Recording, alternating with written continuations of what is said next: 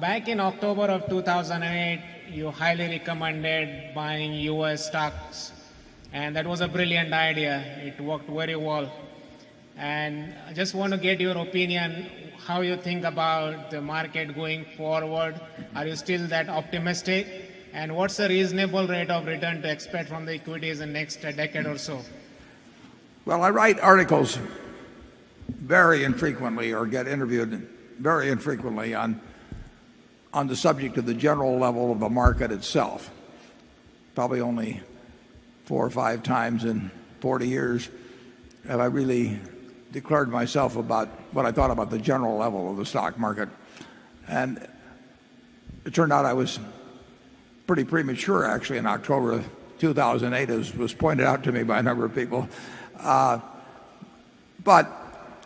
I felt, and what I said in that article really was that it would be way better to own stocks over the long term than to follow a policy of buying either long-term bonds or holding cash. And I knew I could make that statement, and I would be eventually, I thought odds were very high I'd be proven right on that. But I don't know what the stock market's going to do next week or next month or next year. I don't have any idea. People always think I do. I know I don't have any idea. I don't think about it. It doesn't make any difference. Charlie and I can't recall a discussion we've ever had on it, basically.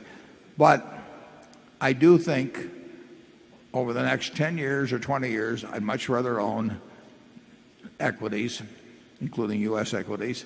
I'd much rather own them than cash, or I'd much rather own them than a 10 or 20-year bond. But that's partly because I'm very unenthusiastic about the alternatives.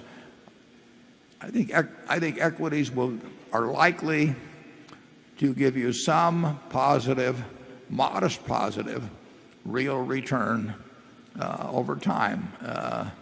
But beyond that, I really don't know anything. Charlie? Well, that's a cheerful thought that equities are the best of a bad lot of available opportunities. Do you disagree with it? No, I think you're right.